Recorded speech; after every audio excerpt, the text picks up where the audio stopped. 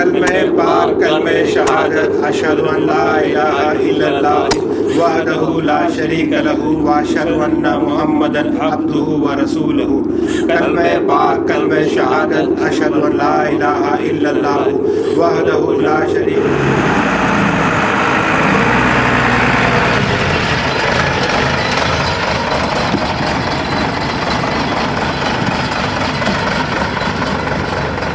कलमे पाक कलमे शहादत अशहदु अन ला इलाहा इल्लल्लाह वहदहु ला शरीका लहू व अशहदु अन्ना मुहम्मदन अब्दुहु व रसूलुहु।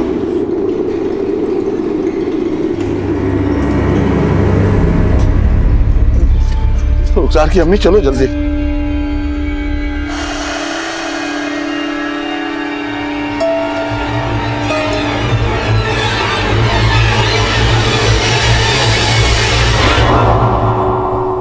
हमारे बेटे रुखसार कहाँ है?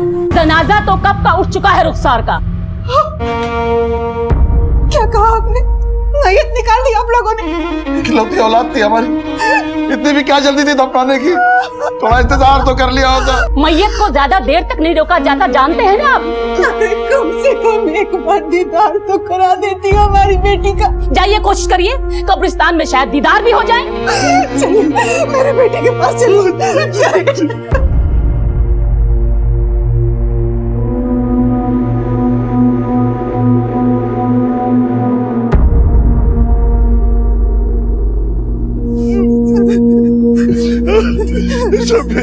मार दिया मेरी बच्ची को, दफना दिया उसे।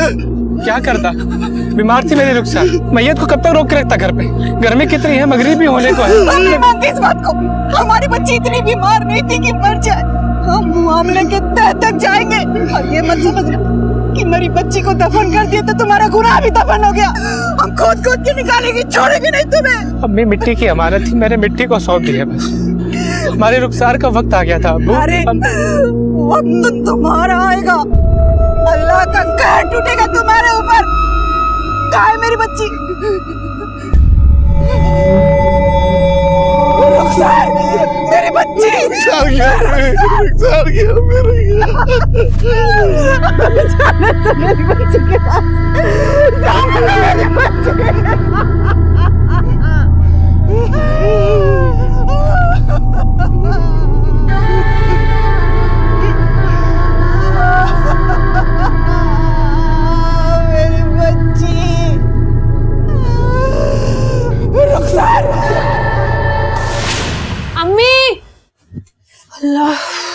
क्या हुआ बेटी? इतनी गर्मी है अम्मी, पानी दो ना। हाँ हाँ बिलाई।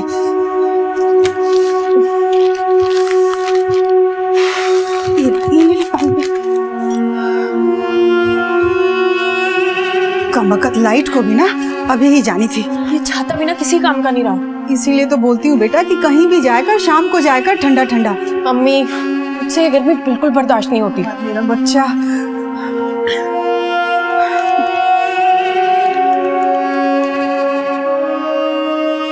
अम्मी क्या हुआ? आप हमारा कितना ख्याल रखती हैं ना, फिर हमें अपने आप से दूर क्यों कर रही हैं? अरे बेटा, हर माँ बाप का फर्ज होता है कि इज्जत से बेटी को ब्याह दे। और फिर कोई दूर थोड़ी जा रही है, तो बिल्कुल पास में जा रही है। बस एक आवाज लगाना, हम आ जाएंगे। आएंगे ना जब हम बुलाएंगे। अरे मेरी बच्ची को कोई लाके दो। अल्लाह, मेरी बच्ची को तकलीफ बर्दाश्त नहीं होती।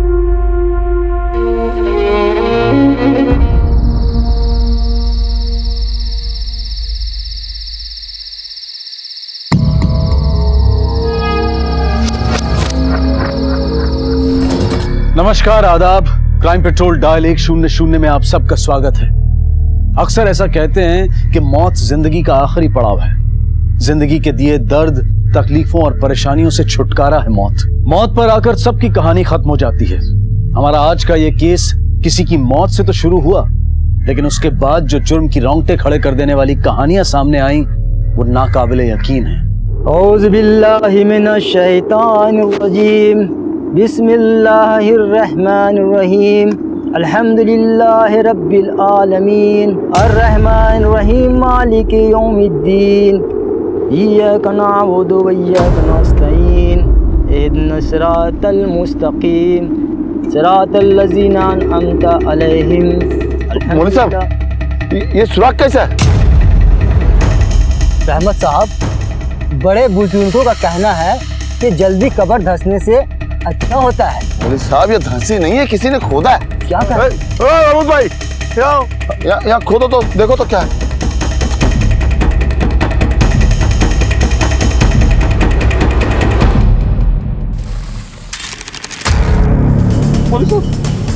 अरे लाश कहाँ गायब हो गई इस कब्र से? क्या कहा आपने? कोई कब्र खोद के लाश निकाल के ले गया? कल ही हमारी बेटी रुखसार की मौत हुई थी और उसे गांव के कब्रिस्तान में दफन किया गया। आज सुबह जब हम जियारत के लिए कब्रिस्तान पहुंचे तो रुखसार की लाश ही गायब थी। कब और कैसे मौत हुई आपकी बेटी की? उसके ससुराल वाले उसकी मौत की वजह उसकी बीमारी बताते हैं, बीमार थी मेरी रुखसार। लेकिन मुझे यकीन नहीं है साहब। आपको शक है कि वो लोग झूठ बोल रहे हैं? साहब, मुझे शक ही नहीं, पूरा यकीन है वो लोग झूठ बोल रहे हैं। कल हमारे वहां पहुंचने से पहले उन्होंने रुखसार को दफना दिया। एक ही बेटी थी साहब, आखिरी दीदार भी नसीब नहीं हुआ उसका। जरूर उन्होंने कुछ किया है उसके साथ। इस शक की कोई वजह है आपके पास? साहब, खुद आंखों देखी बात है। आप फिक्र मत कीजिए, हम चलते हैं आपके साथ।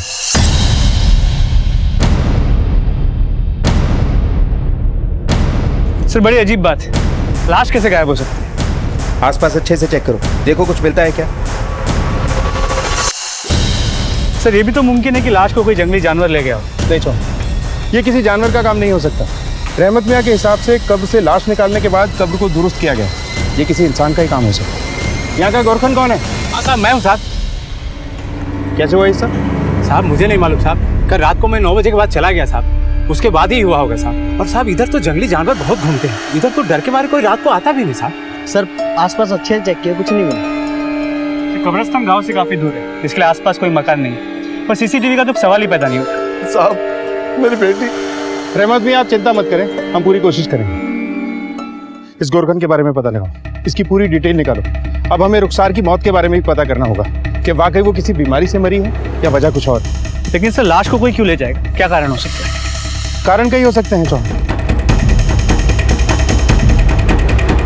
रुखसार की लाश कब्र से गायब थी।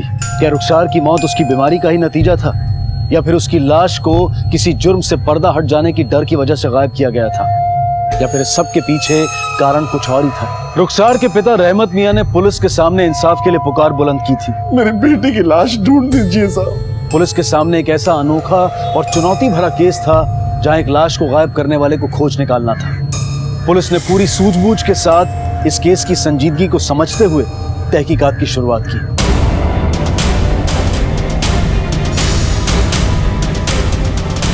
सर, हुआ क्या ये तो बताइए। क्या हुआ? पूरे घर की तलाशी लो। क्यों? क्या हुआ ये तो आप हमें बताएंगे। रुखसार की मौत कैसे हुई? सर, 3 साल हुए थे शादी को, उसके बच्चा नहीं ठहर रहा था तो डिप्रेशन की शिकार हो गई। कहीं ऐसा तो नहीं कि तुम्हारे दिए हुए डिप्रेशन की वजह से उसका बच्चा नहीं हो रहा था? नहीं सर, ऐसा नहीं है। उसका इलाज तो शहर की सबसे बड़ी general physician doctor Sunita Narang से चल रहा था। डॉक्टर ने उसको टेंशन लेने से मना किया था, लेकिन वो डिप्रेशन से उभर ही नहीं पाई। और अगर रुखसार इतनी ही बीमार थी, उसे अस्पताल में एडमिट क्यों नहीं किया? यहाँ घर पे रख के उसकी मौत का इंतजार कर रहे थे। उसे उसके माँ बाप के घर भी भेज सकते थे, और इतना ही नहीं तो उनके आने से पहले उसे दफन भी कर दिया। दरअसल रुखसार हॉस्पिटल में एडमिट होना ही नहीं चाहती थी और ना ही अपने माँ बाप के घर जाना चाहती थी, और जब लेने आते थे तो उनको मना कर देती थी। कहती थी कि डोली में बैठकर आई हूँ तो जनाजे में ही निकलूंगी। अब बताइए साहब, अब अचानक मर गई। हमने उसके माँ बाप को भी इत्तला किया था, वो लोग वक्त पर नहीं आए साहब। अब लाश को लेकर कब तक बैठे रहते? हमने उसको दफना दिया। इसका मतलब ये तो नहीं साहब कि हमने कुछ कर दिया। रुखसार की लाश कब्रिस्तान से गायब है। और तुम तो सुबह जियारत के लिए भी नहीं गए। कहीं ऐसा तो नहीं कि उसकी लाश के गायब होने में तुम दोनों का ही हाथ है, ताकि सच्चाई से पर्दा ना उठ जाए? सर, मैं जियारत के लिए जाने वाला था। अभी इस वक्त? साहब, तो जिंदा रहकर हमारे लिए किसी काम की नहीं तो लाश का हम क्या करेंगे? साहब, हम जाइए, आप उसे ढूंढिए कहीं। वो तो हम पता कर ही लेंगे, लेकिन अगर ये पता चलता है कि इस सब में आप दोनों का हाथ है, तो बाकी की जिंदगी तो आप पक्का जेल में काटोगे, और बची हुई जिंदगी आप डिप्रेशन में बिताओ। रुखसार की डेथ सर्टिफिकेट दिखाइए। हाँ।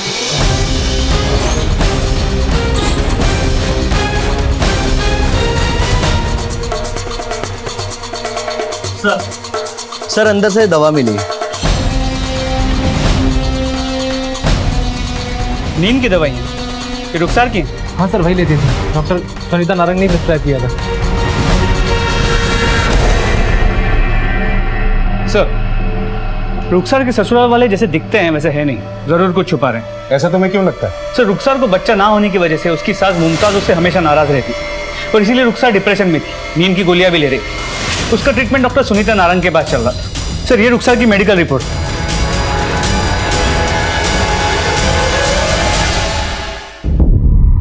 जी हाँ, ये दवाई मैंने लिखी थी रुखसार के लिए, क्योंकि डिप्रेशन के शिकार व्यक्ति के लिए ये दवाई बहुत ज़रूरी है।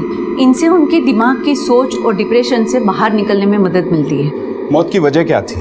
सर, वो अपनी ज़िंदगी में खुश नहीं थी, बीमार रहती थी, काफ़ी कमज़ोर भी हो गई थी, वक्त पे दवाई और खाना नहीं खाती थी। कार्डियक अरेस्ट से बिल्कुल नेचुरल डेथ थी। ये डेथ सर्टिफिकेट आप ही ने इशू किया है? जी हाँ। डॉक्टर, इसकी डेथ तो नेचुरल थी, लेकिन इसकी लाश के साथ अननेचुरल हुआ है। कब्र में से इसकी लाश निकाल ली गई। सॉरी सर, मैं इसके बारे में और कुछ नहीं जानती।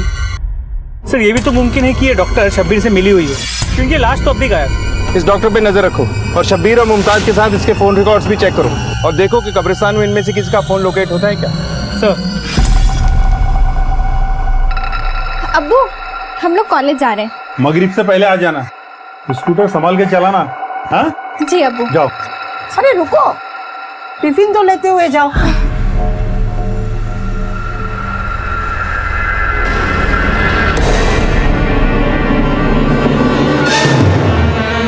सर, मुमकिन है कि रुखसार की लाश कब्रिस्तान के बाहर गई ना, उसे एक कब्र से खोद के दूसरे कब्र में दफन कर दिया गया ताकि उसकी मौत का राज बाहर निकल ना सके। और इस सब में वो गोरकन चौकीदार महमूद भी शामिल हो सकता है, क्योंकि एक आम आदमी के लिए अकेले कब्र खोदना बड़ा मुश्किल काम है। चांद, इस कब्रिस्तान को एक बार फिर से चेक करते हैं, देखते हैं कि क्या वहां कोई नई कब्र है या कोई ऐसी जगह जिसे अभी अभी खोदा गया हो। इस केस की जड़ तक पहुंचने के लिए रुखसार की लाश का मिलना बहुत जरूरी है। ये कब्र किसकी है? सर, यहाँ किसी बुढ़े को दफनाया गया था उसी दिन जिस दिन उस औरत को दफनाया गया था। पता नहीं कौन है, याद नहीं। अपने हाथों से दफनाता है और याद नहीं कि किसकी है? सर, दफनाने के बाद तो सगे संबंधी भूल जाते हैं। मैं याद रख के क्या करूंगा, लेकिन रजिस्टर में है सर, मैं देख के बताऊंगा। ये सर असगर कुरैशी। पता करो कि ये एंट्री सही है या फेक बनाई गई है। कोई असगर कुरैशी नाम का आदमी मरा भी था या नहीं, और रुखसार के घर वालों को बुलाओ, कहीं कोई इन्फॉर्मेशन हमसे मिस ना हो जाए। और इस महमूद पे भी नजर रखो। सर, सारी सच्चाई बॉडी के हाथ में आने के बाद ही सामने आ पाएगी। हमें खोज तेज करनी होगी। आप यकीन कीजिए साहब, रुखसार की ससुराल वालों ने उसे तड़पा तड़पा के मारा, और ये लाश भी उन्होंने ही गायब की है सबूत मिटाने के लिए, ताकि आप लोग उन लोगों तक ना पहुंच सके। ये भी तो हो सकता है कि रुखसार की लाश गायब करने में शब्बीर और मुमताज का हाथ हो ही ना। क्या शादी से पहले रुखसार का किसी के साथ अफेयर था या कोई दुश्मनी? हाँ साहब, एक दुश्मन हो सकता है, फैजल। वो अक्सर रुखसार के पीछे पड़ा रहता था। जब रुखसार की शादी मैंने शब्बीर से की और वो विदा होकर शाहपुर आ गई थी, तब से फैजल भी गायब था। तकरीबन 3 साल बाद मुझे वो रुखसार की कब्र पे उस वक्त दिखा जब लोग उसे दफन करके जा चुके थे। मेरी बच्ची कहाँ चली गई, तू छोड़ गया। तू क्या कर रहा है यहाँ? आपने मेरे और रुखसार के बीच में जो दीवारें खड़ी करनी थी कर ली, पर अब वो मरकर मिट्टी में मिल चुकी है। अब उस पर मेरा बराबर कहाँ है? अब ना तो आपकी नाराजगी मुझे रोक सकती है और ना ही रुखसार की कस्में। रहमत जी, ये फैसल के बारे में जरा खुल के बताइए। ये फैसल अताउल्लाह का बेटा है जो सूदखोरी का काम करता है। साहब, ये फैजल की नजर एक बार रुखसार पर पड़ गई थी। वो आते जाते उसके पीछे पड़ा रहता था। और हिम्मत तो देखिए साहब, एक बार अकेले ही रुखसार का हाथ मांगने के लिए मेरे घर आ गया। चलो चलो निकलो यहाँ से। सोच भी कैसे लिया कि मैं अपनी बेटी का रिश्ता तुझे सूदखोर की औलाद से कर दूंगा। आप मेरे और रुखसार के प्यार के बीच मेरे अब्बू को क्यों ला रहे हैं? सूद वो खाते हैं, मैं नहीं। जिस घर में हराम रोजी आती है उसका निवाला घर के हर इंसान के पेट में जाता है, और मैं अपनी बेटी को ऐसे घर में भेजकर उसका ईमान खराब नहीं करना चाहता। आप जो कहेंगे मैं वो करूंगा। रुखसार को मुझसे दूर मत कीजिए। दूर हो गई है वो। मेरी बात कान खोल के सुन लो, मैंने उसका रिश्ता शाहपुर में तय कर दिया है। अब अपने दिलो दिमाग से उसका ख्याल निकाल दो। रुखसार मेरी रूह में बसती है, मैं भी देखता हूँ कि आप उससे मुझे कैसे अलग करते हैं। मैं उसे हर कीमत पर हासिल करके रहूंगा। क्या आपकी बेटी भी उससे प्यार करती थी? शायद, लेकिन मेरी बेटी कभी मेरे फैसले के खिलाफ नहीं जाती। आप फैसल का स्केच बनवा दीजिए, शायद फैसल से हमें इस केस की गुत्थी सुलझाने में मदद मिले। फैजल का नाम सामने आते ही इस केस ने एक नई करवट ली। लेकिन सवाल अब भी यही था कि एक लाश को गायब करने के पीछे किसी का क्या मकसद हो सकता है। पुलिस हर पहलू, हर सिरे को टटोल रही थी। शब्बीर और रुखसार के रिश्ते में कुछ तो गड़बड़ था। हमें पानी देना एक गिलास।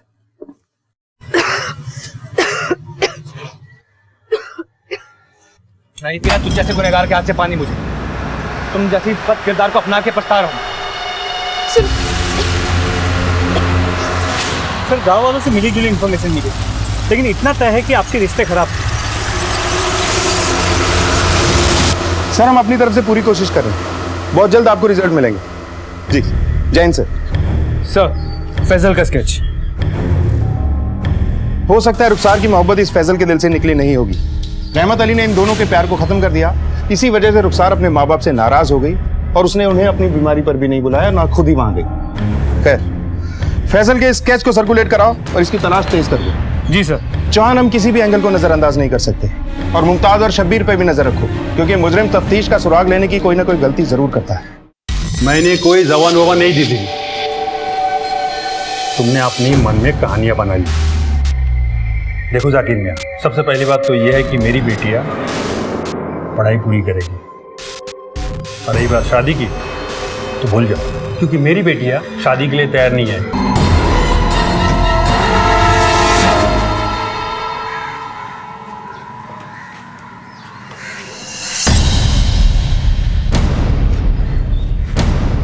हम पर हाथ छोड़ती है, उड़ा देंगे साली को।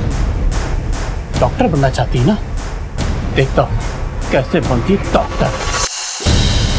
जी साहब, इस आदमी को मैंने शब्बीर के घर के आसपास ही नहीं बल्कि उसकी बीवी रुखसार को मिलते हुए भी देखा है। ये आदमी तो काफी दिनों से इसी गांव में रहता है और शब्बीर के घर के आसपास ही दिखाई देता है। हाँ साहब, फैजल का घर तो पीछे वाली गली में है, वहाँ पर।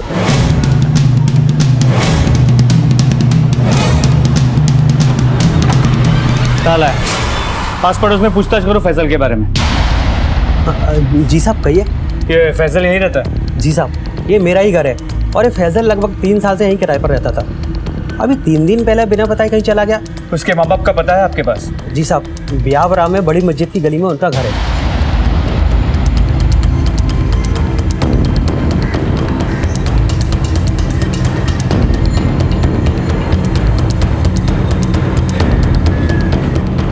एक मिनट, ये फैजल के माँ बाप यही रहते हैं ना? सर 2 दिन से कहीं गए हैं, हमें कुछ बताया नहीं। चलो पांडे, एक खबरी को इनके घर पे नजर रखने को बोलो। कोई भी इंफॉर्मेशन मिलती है हमें अपडेट करने के लिए बोलो। इस फैजल का मिलना हमारे लिए बहुत जरूरी है।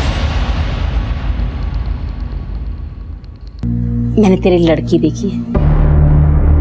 सर हमें शब्बीर, मुमताज और महमूद से अब तक कुछ नहीं मिला, और फैजल भी कहीं नजर नहीं आता। हमने सभी जगहों पे हमारे खबरी फैलाए हुए हैं। चौहान मुजरिम दौड़ते दौड़ते ये सोचने लगता है कि वो बहुत दूर निकला है और लापरवाह हो जाता है, और कोई ना कोई ऐसी गलती कर बैठता है कि सीधा कानून के शिकंजे में होता है। सर एक मिनट। हेलो, ठीक है हम अभी आते हैं।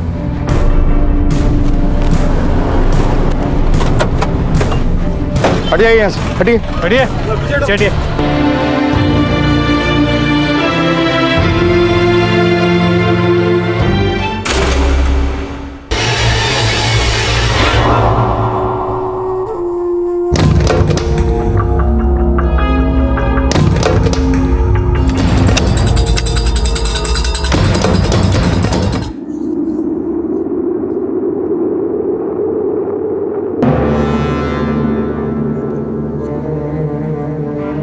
कवर किसने खोदा? अरे इमाम मियां, ये तो कवर खोदा हुआ है। अरे इलाज मियां, जल्दी जल्दी आइए। क्या हुआ देखो जरा। अरे मियां, जंगली जानवरों ने खोद दिया होगा। अरे नहीं मियां, तो आप एक काम कीजिए, इसे खोदिए।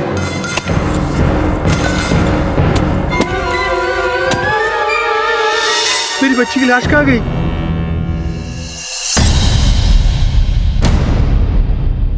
इंस्पेक्टर साहब, इंस्पेक्टर साहब, मेरे बच्चे।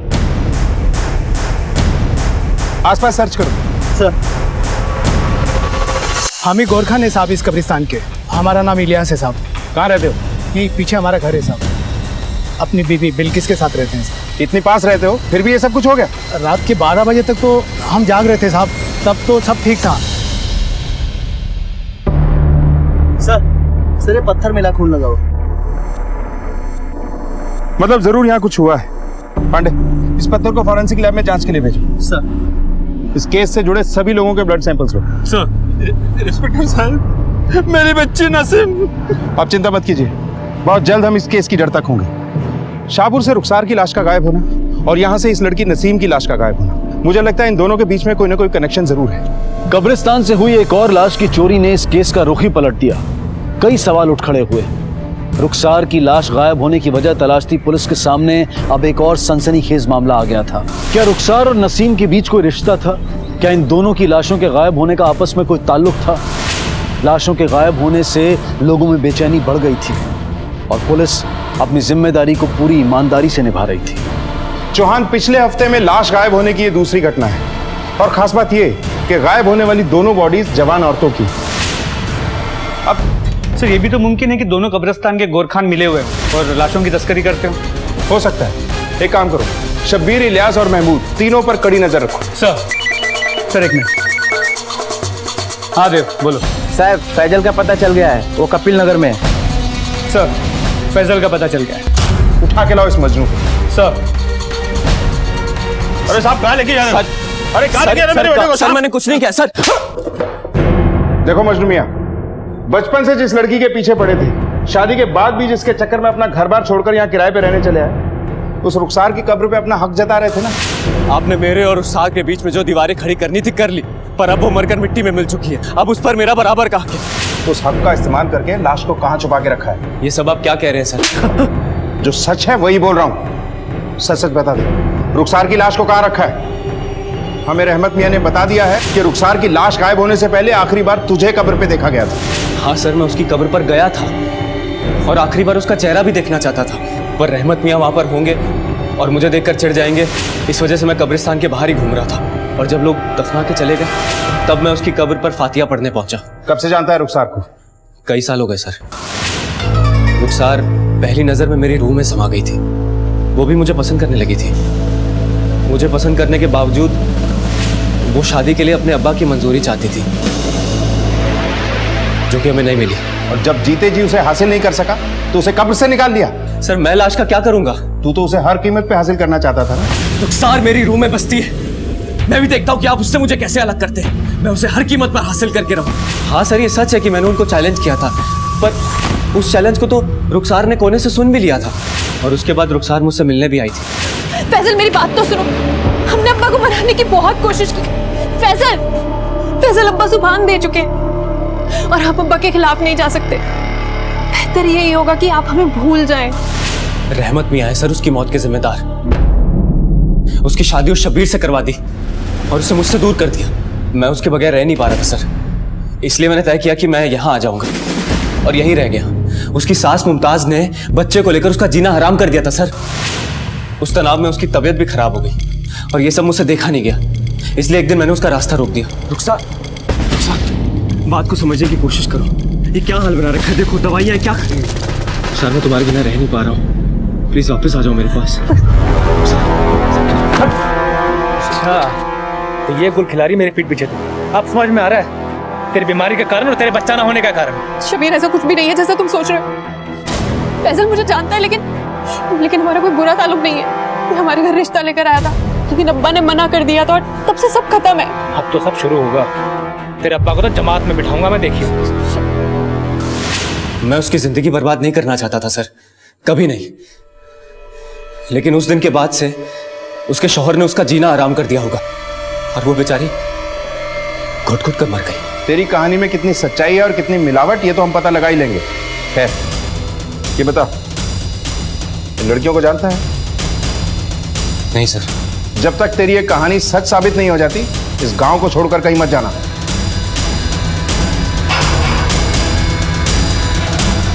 सर, नसीम की पोस्टमार्टम रिपोर्ट।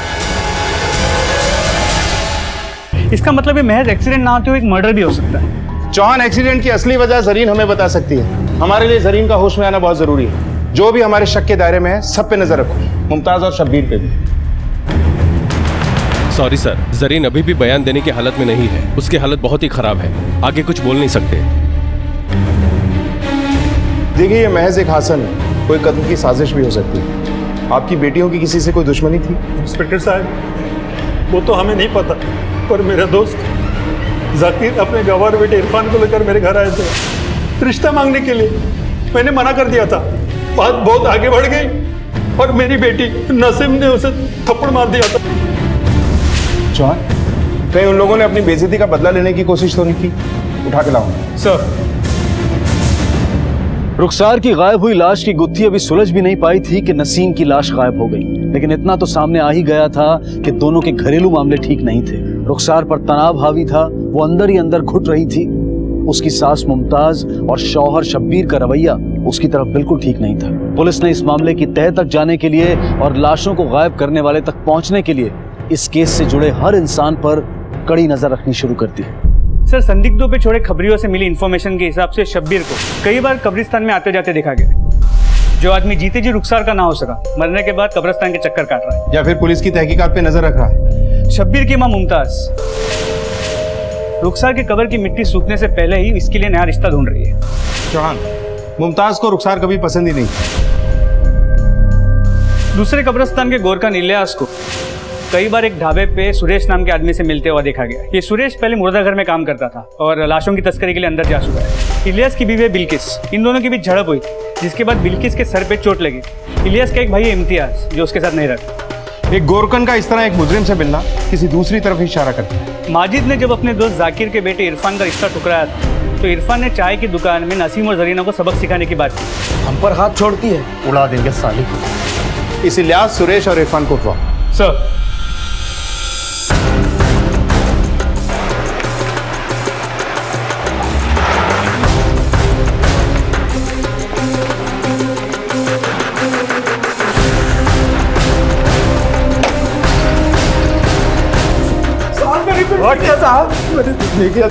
बता, कहाँ गायब की लाशें? क्या किया उनके साथ? सजा काटने के बाद मैंने उनका धंधा छोड़ दिया साहब। फिर हमें देख के भागा क्यों? जेल से छूटने के बाद मुझे कोई काम नहीं दे रहा था, इसलिए मैंने सट्टे का धंधा शुरू कर दिया साहब। सच बता। मैंने कुछ नहीं किया साहब, मुझे माफ कर दो। इसका ब्लड सैंपल ले लो। मैं सट्टा लगाने जाता था साहब। देख, सच सच बता दे, वरना तेरे लिए ठीक नहीं होगा। मैं सच कह रहा हूँ साहब। सर, इसकी बीवी भी गायब है। कहाँ है तेरी बीवी? क्या किया उसके साथ? मार दिया उसे भी? नहीं साहब, सट्टे को लेकर उसका और मेरा झगड़ा हुआ था साहब, तो मैंने उसे मारा था, तो वो अपनी अम्मी के पास चले गई गुस्से में साहब। कहाँ रहती हो? एड्रेस बता उसका, ब्लड सैंपल लो इसका। सर, उसे नसीम ने सबके सामने मुझे थप्पड़ मार दिया था। वो बेइज्जती मुझसे बर्दाश्त नहीं हुई, इसीलिए मैंने उस दिन उसको धमकी दे दी। सर, हम लोग बहुत सीधे साधे लोग हैं सर। सर, हम लोग तो बस खेती बाड़ी करते हैं सर, हम किसान लोग हैं, और उस रात तो हम लोग हमारे खेत पर ही थे। चाहे तो आप पता कर लो किसी से भी। ब्लड सैंपल्स लो इन दोनों के। साहब, क्या हुआ? कुछ पता चला रुखसार का? साहब, और मेरी बच्ची नसीम का कुछ पता चला? देखिए माजिद जी और रहमत जी, हम अपनी तरफ से पूरी कोशिश कर रहे हैं। बहुत जल्द इस घिनौने अपराध का पर्दाफाश हो जाएगा। फिलहाल आप जाइए, जैसे ही कुछ पता चलेगा आपको इत्तला करेंगे। सर, इलियास की बीवी बिल्किस को ले आई है। हाँ साहब, मेरे शौहर ने ही मुझे चोटें दी हैं। कहाँ हुआ था ये झगड़ा? घर में ही साहब। हमें नसीम की कब्र के पास तुम्हारे खून के निशान मिले हैं। हमें गुमराह करने की कोशिश मत करो, जो भी सच है बता दो। साहब, मैंने आपको सब कुछ सच सच बताया है। कब्र के पास जिसका भी खून है, मुझे नहीं पता वो किसका है। ठीक है, पता चल जाएगा। इनके ब्लड सैंपल्स लो। सर, अस्पताल से फोन आया था, नसीम की बहन जरीना ने दम तोड़ दिया। इस लड़की से बड़ी उम्मीद थी। खैर, फैजल, इरफान, शब्बीर, इलियास, बिल्किस और महमूद, इन सब के ब्लड सैंपल्स को लैब में भेजो और तुरंत रिपोर्ट मंगवाओ। सर, हमारा शक सही निकला। पत्थर पे लगा हुआ खून सभी सस्पेक्ट्स में से एक से मैच करता है, और वो है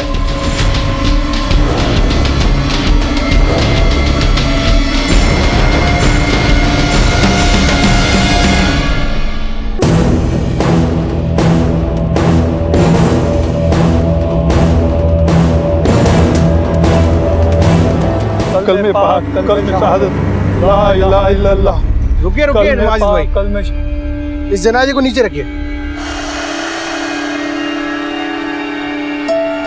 मौलाना साहब, क्या बात है? आप अपनी बेटी की मैयत किसी और गांव में नहीं दफना सकते। गांव की इज्जत का सवाल है। आपको अपनी बेटी की मैयत इसी गांव में दफनानी होगी। अब तो जानते हैं कि यहाँ लाशों के साथ क्या क्या हो रहा है। चेक करो अंदर सब।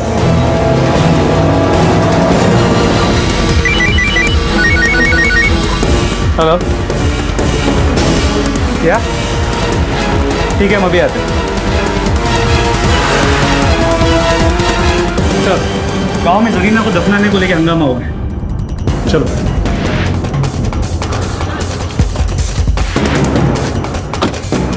आप लोगों को परेशान होने की जरूरत नहीं। लाशों को गायब करने वाला पकड़ा जा चुका है। अब इस गांव से कोई भी लाश गायब नहीं हुई। इंस्पेक्टर साहब, उसे हमारे हवाले कर दो। उसे हम खुद सजा देंगे। इंस्पेक्टर साहब, हबीब भाई सही कह रहे हैं, उसे हम लोगों के हवाले कर दीजिए। हम लोग सब मिलकर उसे सजा देंगे। क्यों भाई लोग? हाँ, एक मिनट देखिए, आप लोग कानून को हाथ में लेने की बात मत कीजिए। कानून पे भरोसा रखिए। रुखसार और नसीम की लाश को गायब करने वाले का चेहरा बहुत जल्द आप लोगों की आंखों के सामने होगा।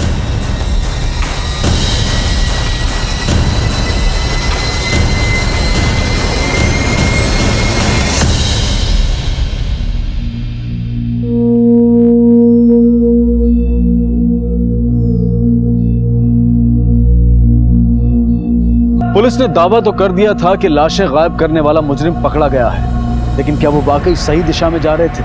क्या इतना संगीन जुर्म करने वाला मुजरिम उनके हाथ लग चुका था? आने वाली सुबह क्या पैगाम लेकर आएगी, ये कोई नहीं जानता था।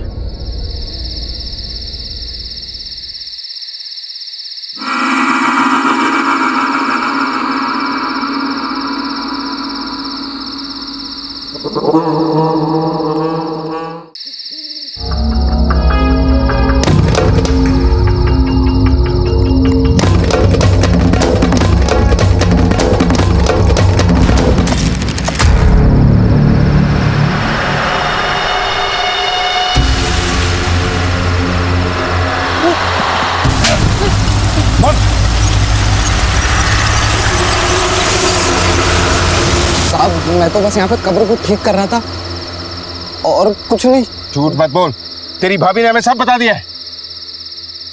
अगर ये बात तुम लोगों की जुबान से निकली ना तो काट के यहीं गाड़ दूंगा।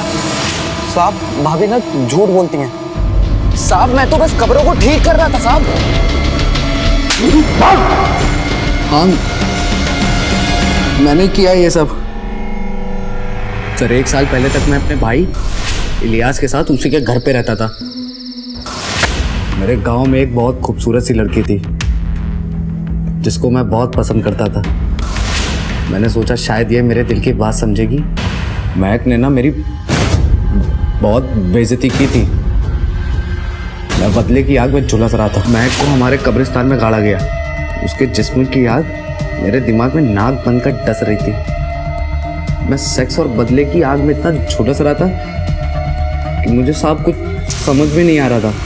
आधी रात को उठकर मैंने उसकी कब्र खोदी। सर, उसके बाद से मुझे लाशों के साथ ये सब करने में बहुत मज़ा आने लगा। साहब, मुझे ना मुर्दा जिस्मों का शौक़ हो गया था। और ना जाने सर कितनी मुर्दा लड़कियों के जिस्म मेरी ज़िंदगी में आए और गए। मतलब नसीम की बॉडी को भी तूने ही गायब किया था? उसे मारा भी तू नहीं था? हाँ साहब, बहुत दिन हो गए थे। कोई नई लाश हाथ ही नहीं लगी थी। वो होंगे जेल के अंदर और मैं उन लड़कियों के साथ, उनके मुर्दे जिस्म के साथ मजे करूंगा दूर जंगल में। तू जैसे दरिंदे को इस दुनिया में जीने का कोई हक नहीं है।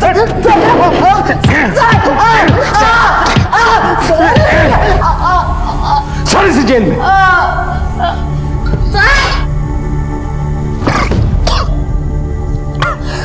रुखसार की मौत इसी सोच का नतीजा थी कि लड़की डोली में ससुराल जाए और वहां से जनाजे में ही बाहर निकले। रुखसार हर उतार चढ़ाव को, हर ऊंच नीच को अपने ही बलबूते पर सहन करती रही। हर मुश्किल का हल खुद ही निकालती रही और अंजाम उसकी बीमारी और उसकी मौत की शक्ल में सामने आया। अगर माँ बाप ने खुलकर ससुराल वालों से बात की होती या रुखसार ने अपने दिल की बात अपने माता पिता को बताई होती तो शायद कोई बेहतर नतीजा निकल सकता था। मुमताज ने अगर अपनी बहू को ताने मारने और कोसने की बजाय उसके इलाज पर ध्यान दिया होता तो शायद आज रुखसार जिंदा होती। इम्तियाज ने अपने कायरतापूर्ण जुर्म को कबूल करते हुए कई और लाशों को चोरी करने का खुलासा किया। लाशें चोरी करने, उनके साथ बलात्कार करने और महक, नसीम और जरी के कत्ल के लिए उसे हिरासत में लिया गया। नेक्रोफीलिया एक ऐसी अवस्था है जिसमें इंसान दरिंदा बन जाता है, मुर्दा जिस्म से अपनी प्यास बुझाता है। ऐसा मुजरिम इस हद तक गिर जाता है कि अपनी हवस को पूरा करने के लिए वो किसी की जान भी ले सकता है। अपनी कब्र खुद खोदना, ये मिसाल के तौर पर बोले जाने वाली एक कहावत है, लेकिन अगर ये कहावत किसी की जिंदगी की हकीकत बन जाए तो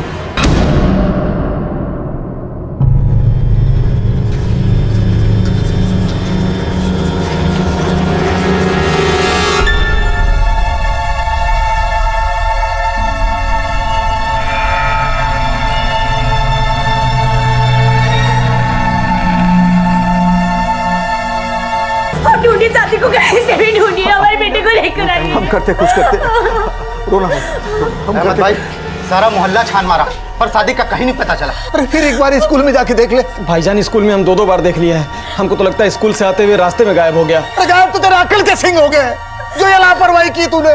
भाईजान शहर से आते हुए लेट हो गया था तो। अरे लेट हो गया तो हमको बोलता, हम जाते स्कूल में लाने के लिए। हमारे सादिक की हिफाजत करना। इस तरह वक्त बर्बाद करने से कोई फायदा नहीं, चलकर पुलिस को खबर करते हैं। पुलिस? हाँ चलिए हम अभी आते हैं।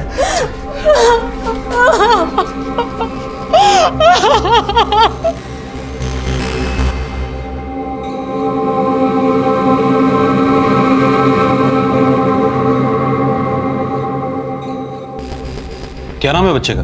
सादिक। हमारे घर के पास जो नगर निगम का स्कूल है उसमें पढ़ता है सादिक।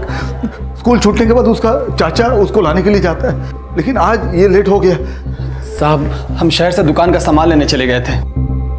कैसा सामान? हमारी और भाईजान की एक टेलर की दुकान है, उसी का सामान।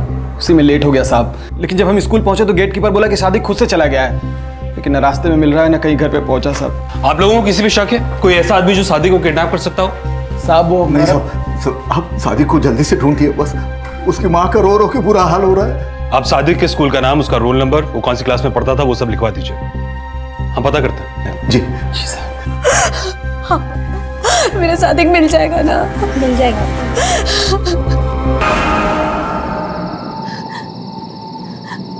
कहाँ है हमारा सादिक? क्या बोली पुलिस? बताइए, जवाब दीजिए। मिल जाएगा, पुलिस ढूंढ रही है, मिल जाएगा।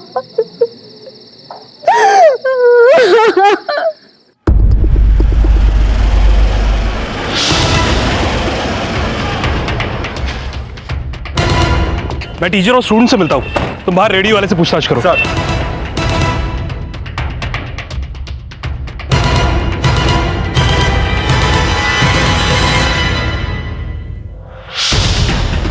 हाँ साहब, हमने इस लड़के को देखा है, कल एक औरत के साथ जा रहा था। कौन औरत? कैसी दिखती थी? साहब वो बुर्के में थी और चेहरा ढका हुआ था। अंकल एक सोडा देना। अच्छा बेटा।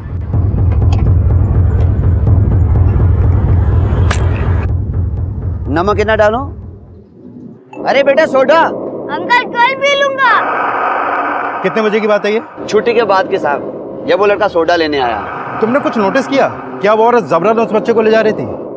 नहीं साहब, ऐसा कुछ नहीं लग रहा था। ये लड़का खुद उस औरत के साथ जा रहा था। सादिक अगर उस औरत के साथ अपनी मर्जी से गया तो इसका मतलब सादिक उस औरत को अच्छी तरह से जानता था। एक काम करो, सादिक के पेरेंट्स और उसके चाचा, इन सब के कॉल रिकॉर्ड्स को एक बार दोबारा देखो, चेक करो कि कोई ऐसा नंबर है जो कि सादिक की स्कूल की लोकेशन से मैच करता है। सर।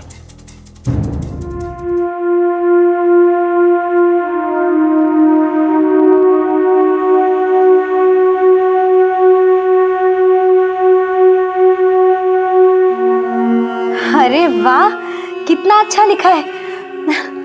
सुनिए ना, देखिए सादिक ने कितना अच्छा लिखा है, पढ़िए ना। अरे ये तो अंग्रेजी में है। अरे हमारे वालिद ने हमें मदरसे में भेजा था, स्कूल में नहीं भेजा था। तो मदरसे में जो सीखा वो सीखा। लेकिन बेटा तुम मोहसिन जैसा बिल्कुल मत बनना। अरे इतना जो अंग्रेजी लिखा है तो बोलना भी तो जानते हो ना। उस दिन तुमने बोल के दिखाया था ना, अम्मी को बोल के दिखा। हाँ अबू। बोल। My name is Sadiq Khan. My father's name is Ahmad Khan and my mother's name is Farida Khan.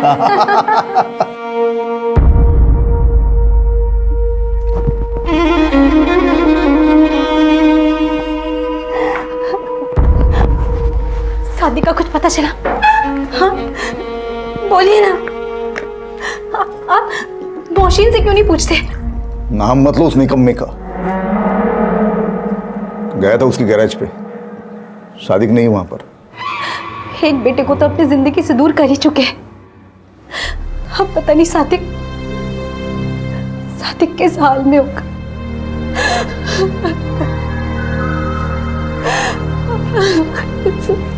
खुदा पे भरोसा रखा। पुलिस ढूंढ रही है ना सादिक को। मिल जाएगा सादिक, मिल जाएगा।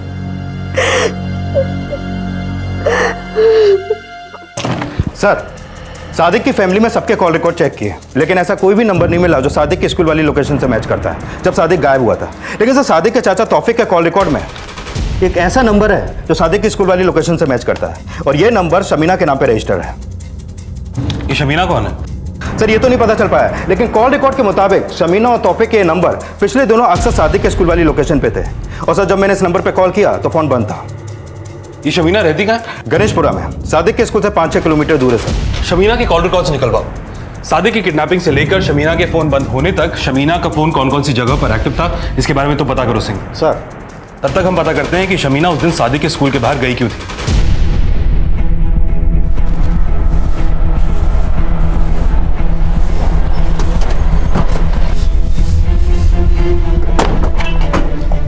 शमीना ये रहती है? जी साहब, बात क्या है? बुलाइए, उससे कुछ बात करनी है। वो तो घर पर नहीं है, कॉलेज वाले उसे घुमाने ले गए। कब गई थी घूमने? कल दोपहर को। उसके कॉलेज का नाम बताइए। यूसुफ रहमान कॉलेज। पर सब बात क्या है? हाँ बोलो रॉबर्ट। सर, शमीना के कॉलेज में पूछताछ की, कॉलेज का कोई भी स्टूडेंट किसी भी ट्रिप पे नहीं गया, और सादिक की किडनैपिंग के एक दिन पहले से शमीना कॉलेज ही नहीं आई। मतलब शमीना इसलिए गायब है क्योंकि उसने सादिक को किडनैप किया होगा, और तौफीक शमीना के टच में था। कहीं ऐसा तो नहीं कि ये तौफीक सादिक का चाचा, इसका इस किडनैपिंग में कोई हाथ है? अरे तौफीक, बड़े मास्टर जी कहीं दिखाई नहीं दे रहे। भाईजान का बेटा लापता हो गया ना भाभी, इसलिए नहीं आ रहे हैं। ठीक है, चलती हूँ। जी। Hello, sub inspector Sunil Rawat बोल रहे हैं, पुलिस स्टेशन आ जाओ। सादिक मिल गया क्या साहब? पहले थाने तो पहुंचो, फिर बात करते हैं। अच्छा ठीक है, हम भाईजान को लेके अभी पहुंचते हैं। भाईजान यहीं पर है। अब तुम आ रहे हो या फिर हम लेने आए? आ रहे हैं साहब। नहीं साहब, वैसे तो तौफीक में कोई ऐब नहीं है, बस काम का थोड़ा निकम्मा है। लेकिन तौफीक के बारे में आप क्यों पूछ रहे हो? हमारे बेटे सादिक का कुछ पता चला? उसी को ढूंढने की कोशिश कर रहे हैं। ये तौफीक, ये सादिक को किडनैप कर सकता है? तौफीक? हमें शक है तौफीक पर। क्या आपके और तौफीक के बीच में कोई ऐसा मामला है जिसकी वजह से उसने सादिक को किडनैप किया हो? कोई लड़ाई झगड़ा, कोई मतभेद, कोई प्रॉपर्टी का डिस्प्यूट? क्या आपके और तौफीक के बीच में कोई ऐसा मामला है जिसकी वजह से उसने सादिक को किडनैप किया हो? कोई लड़ाई झगड़ा, कोई मतभेद, कोई प्रॉपर्टी का डिस्प्यूट? नहीं साहब, ऐसा तो कोई मामला नहीं है, लेकिन एक दो बार दुकान के पैसों में घपला किया था उसने, हमने डांटा था उसको। भाईजान को हम पर बेकार में गलतफहमी हो गई थी साहब, हमारी नीयत में कोई खोट नहीं है। क्या पता, हो सकता है सादिक को किडनैप करके तुम अपने भाई से घर और दुकान में हिस्सा मांगना चाहते हो। अरे ये क्या बोल रहे हैं साहब, हमने सादिक को अगवा नहीं किया है। किया नहीं तो करवाया होगा शमीना से। क्यों? शमीना?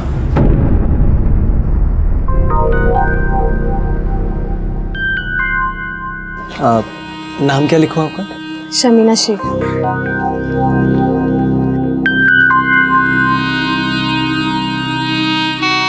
शमीना जी, जी बैठ।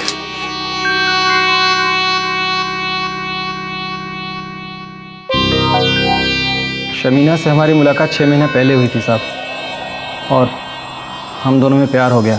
जब हम सादिक को स्कूल से लेने जाते थे तो वहीं टाइम निकाल कर हम शमीना से मिलते भी थे। वहीं पर हमने स्कूल के बाहर शमीना को सादिक से मिलवाया भी था।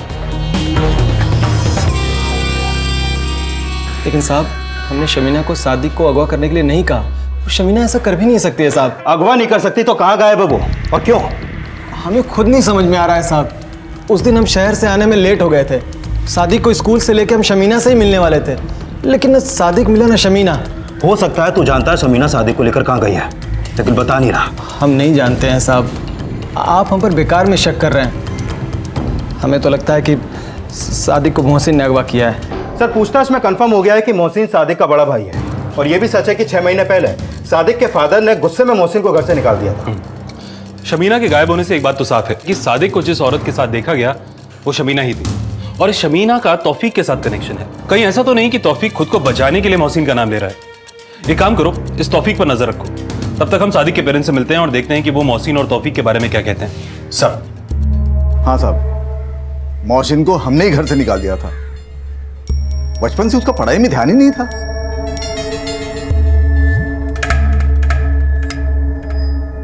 उसको टेलरिंग सिखा दिया था ताकि कुछ कमा पाए, लेकिन वो तो बिल्कुल निकम्मा है।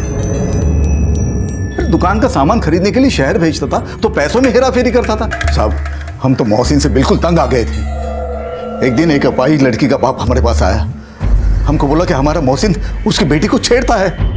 आप ही सोचिए भाई साहब, अगर कोई आपकी बेटी के साथ छेड़छाड़ करेगा तो आप पर क्या गुजरेगी।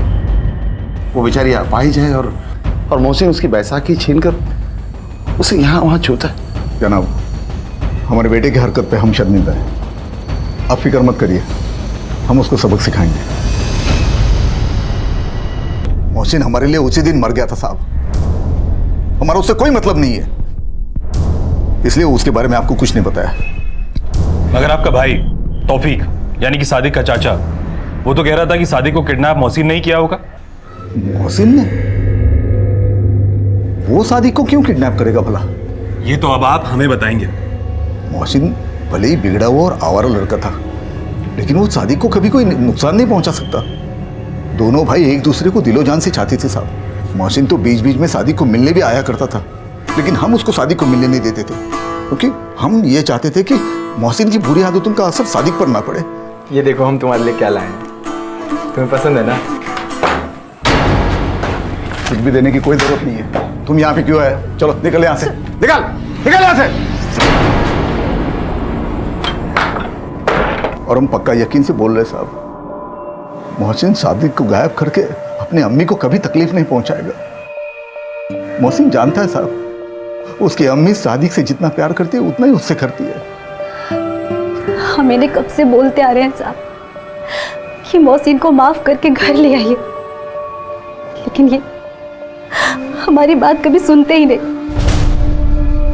साहब, हमारा एक बेटा तो दूर था ही, अब हमारे दूसरे बेटे सादिक को वापस ले आइए। हम उससे दूर नहीं रह सकते। ये मोहसिन आजकल रहता कहाँ है?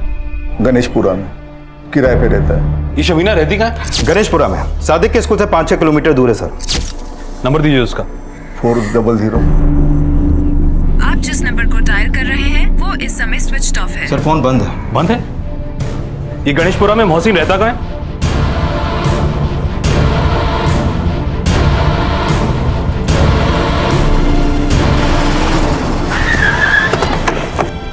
सर ये एड्रेस है।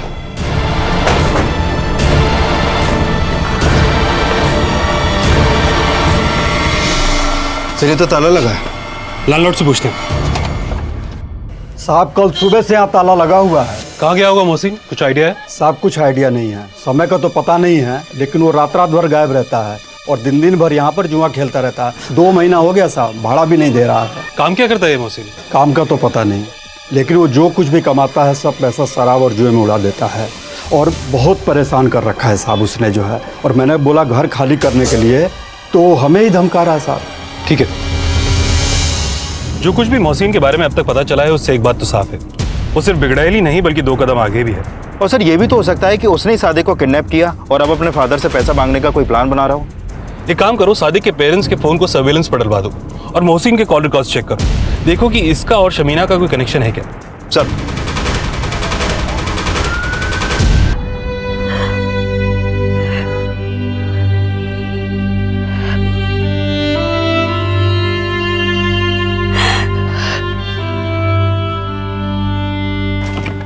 सर मोहसिन के कॉल रिकॉर्ड में शमीना का नंबर तो नहीं मिला, लेकिन एक नंबर अनवर नाम के लड़के का है। ये देखिए सर। अनवर? और अनवर का इन सबसे क्या लेना देना है? अनवर का कनेक्शन शमीना से है सर, और शमीना के फोन बंद होने के 1 घंटे बाद अनवर और मोहसिन का फोन भी बंद हो गया। और अनवर का ये नंबर गणेशपुरा के उसी एड्रेस पर रजिस्टर्ड है जहाँ पे शमीना रहती है। इसका मतलब अनवर और शमीना का भी आपस में कोई कनेक्शन है। इस अनवर से मिलना पड़ेगा। चलो।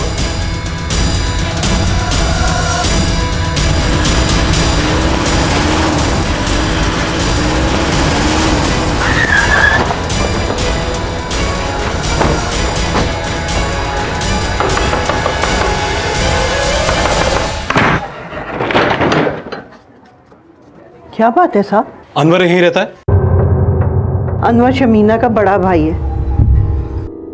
अनवर जब से मोहसिन की संगत में आया है ना, उसकी तो जिंदगी बर्बाद हो गई। साहब हमें डर लग रहा है कहीं उसने अनवर और शमीना को कुछ कर ना दिया हो। ये अनवर और मोहसिन तो पिछले 1 साल से फोन पर बात कर रहे हैं। आप मोहसिन को कब से जानती हैं? साहब हमें 1 महीना पहले ही पता चला है कि अनवर जिस गैरेज में काम करता था, मोहसिन भी उसी गैरेज में काम करता था।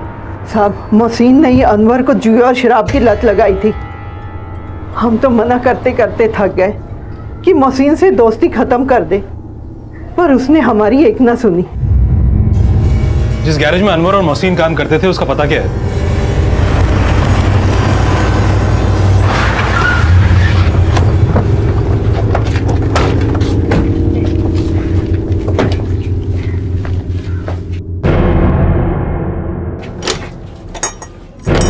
सर गैराज के वाले तो लखनऊ में रहते हैं, लेकिन अनवर की दुकान चलाता है, लेकिन यहाँ 2 दिन से ताला लगा हुआ है। ये दोनों और कहाँ मिल सकते हैं? इनका कोई और ठिकाना है? सर हमको इतना नहीं पता इनके बारे में। अनवर, शमीना और मोहसिन ये तीनों गायब हैं। अनवर की दादी कह रही है कि अनवर और शमीना को मोहसिन ने गायब किया है, जबकि सादिक कबाब कह रहा है कि मोहसिन अपने भाई सादिक को किडनैप कर ही नहीं सकता। मोहसिन भले ही बिगड़ा हुआ और आवारा लड़का था, लेकिन वो सादिक को कभी कोई नुकसान नहीं पहुंचा सकता। फिर ये तीनों गायब क्यों हैं? कहीं ऐसा तो नहीं कि ये तीनों आपस में मिले हुए हैं? और सर तौफीक और शमीना के रिलेशन का सादिक की किडनैपिंग और उन तीनों के गायब होने का क्या कनेक्शन हो सकता है? और ये भी नहीं समझ में आ रहा कि सादिक की किडनैपिंग हुई किस मकसद से, क्योंकि फिरौती का भी अभी तक कोई कॉल नहीं आया। रावत, कई बार किडनैपर्स एकदम से फिरौती की डिमांड नहीं करते। ये अहमद का फोन हमने अभी तक टैप किया हुआ है ना? Yes sir. एक काम करो, अनवर, शमीना और मोहसिन, इन तीनों के कॉल रिकॉर्ड्स को दोबारा चेक करो कि कोई ऐसा कॉमन नंबर है जिस पर इन तीनों की आपस में बात होती हो। सर सादिक की किडनैपिंग के 2 दिन बाद पुलिस ने पता लगा लिया कि सादिक के साथ देखी गई औरत शमीना थी। शमीना और तौफीक का रिश्ता शक के घेरे में था, लेकिन इस किडनैपिंग में मोहसिन और अनवर का नाम भी सामने आया था। लेकिन ये किडनैपिंग किसकी मर्जी से हुई थी और शमीना अब तक कहां थी? चाट और मामला खत्म कर। गुस्सा नहीं, भूल गया क्या? तेरा भाई हमारे पास है। सर अनवर और मोहसिन के कॉल रिकॉर्ड में एक नंबर कॉमन है, लेकिन उस नंबर का शमीना के कॉल रिकॉर्ड से कोई कनेक्शन नहीं है। किसका नंबर है ये? सर ये आसमा के नाम पे रजिस्टर्ड है और एड्रेस उसी एरिया का है जहां पर वो गैरेज है जिसमें अनवर और मोहसिन काम करते थे।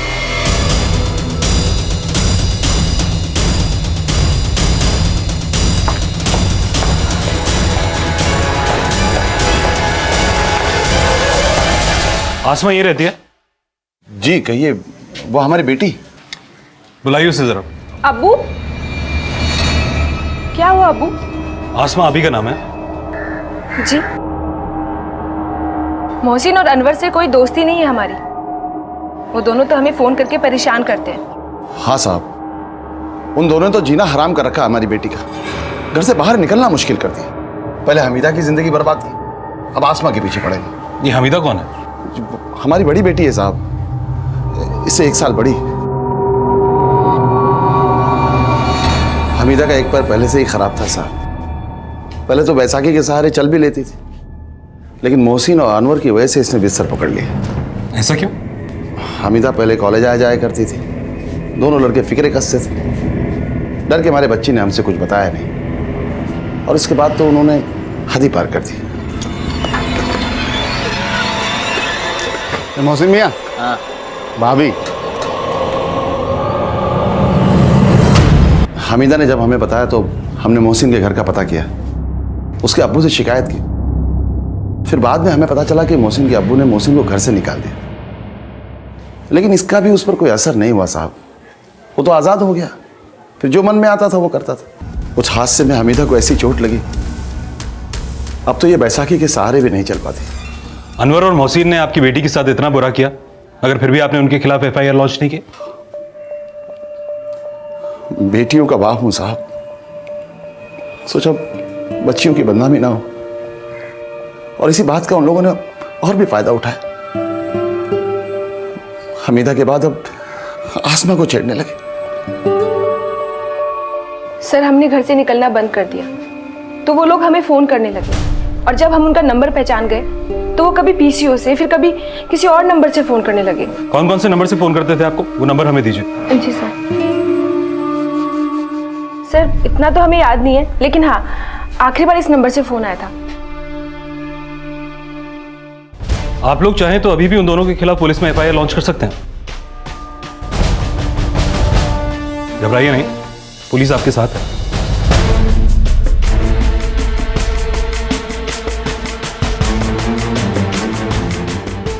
सर, आसमा ने जो नंबर दिया था वो बंद है। पता करो ये नंबर किसका है, और साथ ही आसमा की कॉल रिकॉर्ड्स निकलवाओ। हो सकता है कि आसमा के जरिए हम सादिक तक पहुंच पाए। सर, जिस नंबर से आसमा को अनवर और मोहसिन ने आखिरी बार धमकी भरा कॉल किया था, वो नंबर सादिक के चाचा तौफिक के नाम पर रजिस्टर्ड है। तौफिक? हमने कुछ नहीं किया साहब। हम मानते हैं कि वो नंबर हमारे नाम पे है, लेकिन हमने वो नंबर और नया फोन शमीना को तोहफे में दिया था, जो वो अपने दादी और अनवर से छुपा के रखती थी, क्योंकि उन्हें हमारे रिश्ते के बारे में नहीं पता था। दरअसल हमारे और शमीना की उम्र में 15 साल का फर्क है ना, इसलिए। लेकिन हमारा उसी नंबर पे शमीना से हमेशा बात होती थी साहब। कहानी मत बना। कहानी नहीं बना रहे हैं साहब, आप हमारा यकीन कीजिए। हमको और शमीना को इसमें फंसाया जा रहा है, और अब तो हम पक्का यकीन के साथ कह सकते हैं कि शमीना ने भी सादिक को अगवा नहीं किया होगा। नौटंकी मत कर और सच सच बोल कि क्या गेम खेल रहा है। गेम तो मोहसिन और अनवर खेल रहे हैं साहब, हम तो बेकसूर हैं। तौफीक बेकसूर था या उसे भी रंजिश का शिकार बनाया गया था, यह अब भी साफ नहीं था। लेकिन जल्द ही पुलिस को पता चलेगा कि सादिक को कहां ले जाया गया है। सर, जो नंबर तौफिक के नाम पे रजिस्टर्ड है, वो नंबर सादिक की किडनैपिंग के वक्त सादिक के स्कूल वाले एरिया में ही एक्टिव था, और उसी दिन 2 बजे सदर मार्केट में बंद हो गया। लेकिन सर, हैरानी की बात यह है कि उस नंबर पर पिछले दिनों इंटरनेट सर्वर के थ्रू काफी कॉल आए थे, लेकिन उसका आईपी एड्रेस नहीं ट्रेस हो पा रहा, जिसके चलते ये नहीं पता लग पा रहा कि वो कॉल किसने किए थे। रावत, मान लेते हैं कि जो नंबर तौफीक के नाम पर रजिस्टर्ड है वो शमीना इस्तेमाल किया करती थी, जैसा तौफीक ने हमें बताया। तो फिर उन इंटरनेट कॉल्स का क्या राज हो सकता है? और जिस दिन सादिक किडनैप हुआ उसी दिन ये नंबर सदर मार्केट में बंद हुआ, राइट? Yes sir. एक काम करो, सदर मार्केट पुलिस स्टेशन से कहो कि एरिया में जितने भी सीसीटीवी कैमरास हैं सबको स्कैन करें। देखो किसी कैमरा में शमीना, अनवर, मोहसिन या तौफीक तो कैप्चर नहीं हुए। सर, सादिक की किडनैपिंग के एक दिन बाद सदर पुलिस को मेरठ हाईवे पर एक लड़की की लाश मिली थी। ये देखिए सर, और ये लाश शमीना की फोटो से मैच करती है।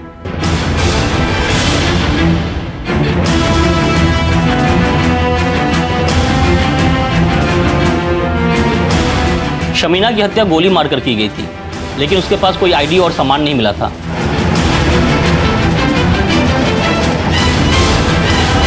अब तक ये माना जा रहा था कि शमीना ने ही सादिक को किडनैप किया था, लेकिन शमीना की हत्या ने इस केस के सारे समीकरण ही बदल दिए। सर, शमीना की हत्या तो यही इशारा कर रही है कि शमीना को सिर्फ सादिक की किडनैपिंग के लिए ही इस्तेमाल किया गया है, लेकिन इसके पीछे अनवर और मोहसिन का ही दिमाग है या फिर तौफिक का? वो चाहे जो भी हो, मगर उसका कनेक्शन उन इंटरनेट कॉल्स के साथ जरूर है जो उस नंबर पर किए गए, जो तौफीक के नाम पर रजिस्टर्ड है, और जिसके बारे में तौफीक का कहना है कि वो नंबर शमीना इस्तेमाल किया करती थी। सादिक खतरे में। सुनिए, हमारा सादिक खतरे में है, हमारा जी बहुत घबरा रहा है। आप कुछ कीजिए। कुछ नहीं होगा उसे। आप कुछ कर ही नहीं रहे। कुछ नहीं होगा हमारे सादिक को, कुछ नहीं होगा। अल्लाह पे भरोसा रख।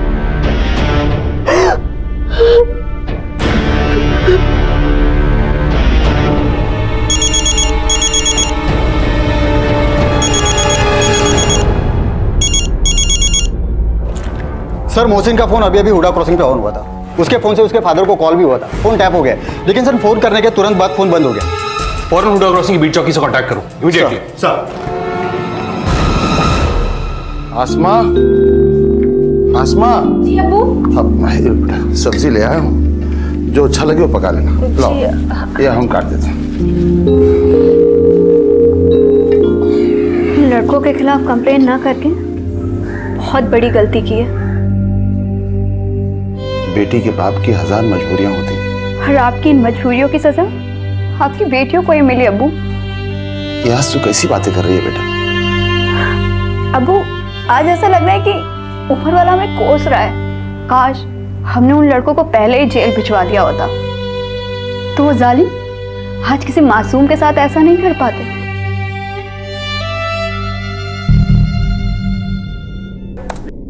हेलो। हाँ मोहसिन। मोहसिन, तू कुछ बोल क्यों नहीं रहा है? सादिक हमारे पास है। अगर सादिक को सही सलामत चाहते हो तो 5 लाख का इंतजाम करना पड़ेगा। तो हमसे बदला लेना चाहता है? सादिक को घर पे छोड़ दे, नहीं तो मुझसे बुरा कोई नहीं होगा। सादिक देख। हाँ, हेलो हेलो हेलो मोहसिन।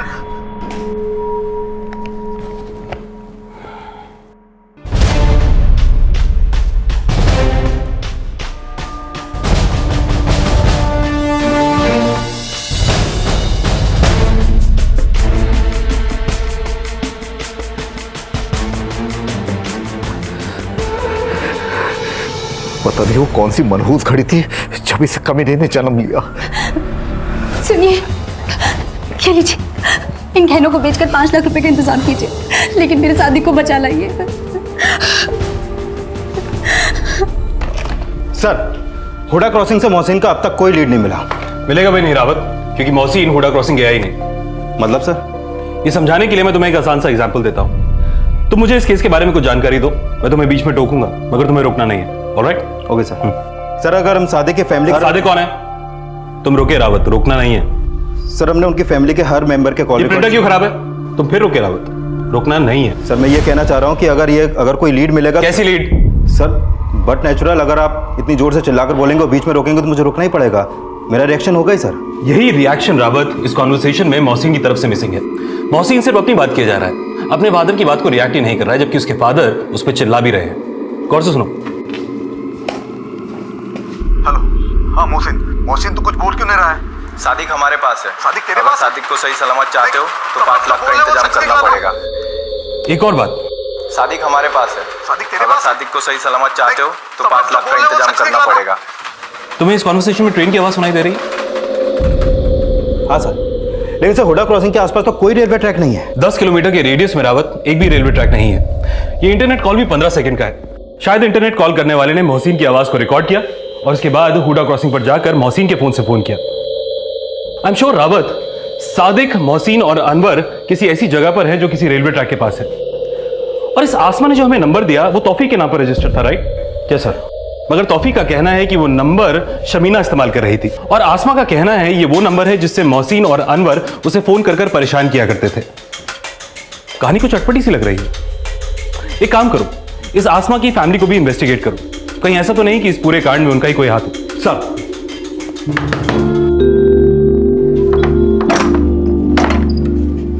कहाँ गई थी आसमा? अब्बू आपा के लिए दवा लेने गई थी, हमने बताया तो था आपको। अच्छा तू यहाँ ठहर, हम आते हैं थोड़ी देर में। जी अब्बू।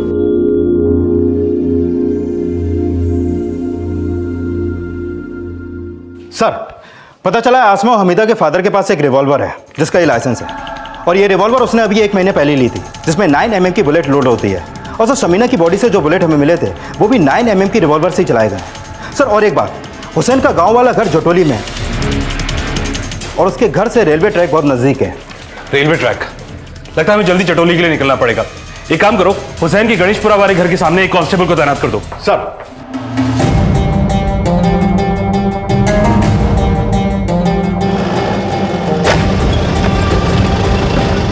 सब तरफ चेक करो, उधर देखो।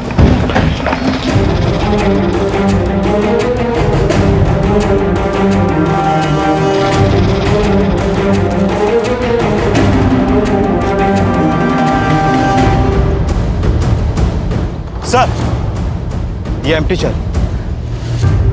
मतलब यहां पे जरूर कुछ कांड हुआ है। आसपास अच्छी तरह से चेक करो। रावत, ऐसा लग रहा है ना कि अभी हाल फिलहाल खोदा गया। खुदवाओ इसे। जॉन,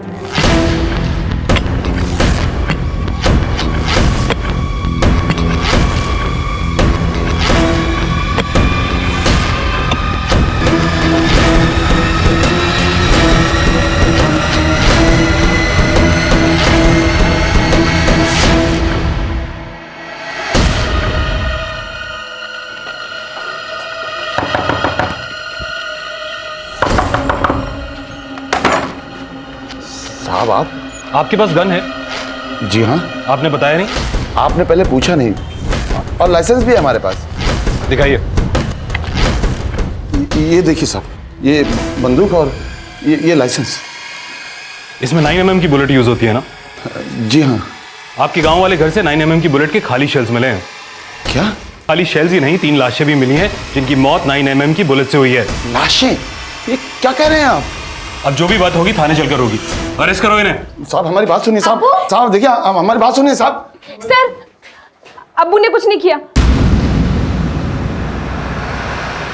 जो किया है हमने किया है।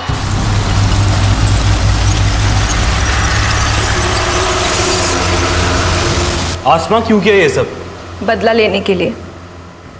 मोहसिन और अनवर ने हमारा रेप किया था। उन्होंने सिर्फ हमारा ही नहीं, हमारी आपा का भी रेप किया था। आपा का रेप करने के बाद उन्होंने कहा कि अगर हमने पुलिस से कुछ भी कहा तो वो हमें जान से मार देंगे। अब्बू डर गए। हमारा रेप हुआ तो भी वो यही कहते रहे। हाँ, हम पुलिस की झंझटों में नहीं पड़ेंगे, चाहिए तो हमें शहर ही छोड़ देंगे, हम नहीं पढ़ेंगे। अब्बू ने लाइसेंसी गन इसलिए खरीदी कि अगर कभी जान पर बनाई तो उसे इस्तेमाल कर लेंगे। लेकिन हम उन दोनों से अपनी और अपने आपा की बेइज्जती का बदला लेना चाहते थे। लेकिन इस प्लान को अंजाम देने के लिए हमें किसी की मदद की ज़रूरत थी। इसलिए हमने अपने दोस्त फरहान से बात की, वो भी हमारे साथ था और उसका एक दोस्त वो भी हमारी मदद करने के लिए तैयार हो गया था। इस दौरान हमें पता चला कि शमीना का तौफीक से अफेयर चल रहा है, कि वो शादी को लेकर हमारे पास आए, वरना हम उसके भाई अनवर को उसके और तौफीक के रिश्ते के बारे में बता देंगे। शमीना बहुत डर गई थी और वो इसलिए मान गई और सादिक को लेकर हमारे पास आई। शमीना को हमने मार दिया, लेकिन अनवर से यही कहा कि शमीना अभी सही सलामत है। अनवर से ही सादिक का वास्ता देकर हमने मोहसिन को भी गांव वाले घर पर बुलवाया। उसके बाद हमने मोहसिन और अनवर से वो सब करवाया जिससे हमें सुकून मिला। हमने ही कहकर फरहान से अनवर को मरवाया। उसके बाद हमने मोहसिन की आवाज़ रिकॉर्ड की। देखो, तुमने जो कहा हमने वो किया, अब हमें और सादिक को जाने दो। अभी कैसे जाने दे? अभी तो हमारा काम बाकी है। हम जैसा बोलेंगे तुम वैसा बोलोगे। और उसके बाद हम हुडा क्रॉसिंग पहुंचे। वहां पहुंचकर हमने उसके अब्बू को कॉल किया। हाँ मोहसिन, हेलो मोहसिन, तू कुछ बोल क्यों नहीं रहा है? सादिक हमारे पास है। सादिक तेरे पास है? अगर सादिक को सही सलामत चाहते हो तो 5 लाख का इंतजाम करना पड़ेगा। फिरौती की कॉल क्यों कर पाई? हमें कोई पैसे नहीं चाहिए थे, हम तो सिर्फ पुलिस का ध्यान भटकाना चाहते थे। और फिर हमने मोहसिन और सादिक दोनों को ख़त्म करवा दिया। माना कि हमने सही नहीं किया, लेकिन हमने जो कुछ भी किया उस पर हमें कोई पछतावा नहीं। एक ना एक दिन तो सबको मरना है ना, लेकिन हम हर रोज़ मर रहे थे। उनसे बदला लेने के सिवा हमें कुछ और नहीं सूझा। अगर इतनी ही हिम्मत दिखानी थी तो अपने अब्बू के खिलाफ जाकर हमारे पास कंप्लेंट लिखाने की हिम्मत दिखाती। मैं मानता हूं जो भी अनवर और मोहसिन ने तुम्हारे साथ किया वो बिल्कुल गलत था, मगर इस सब में शमीना और उस मासूम सादिक की क्या गलती थी?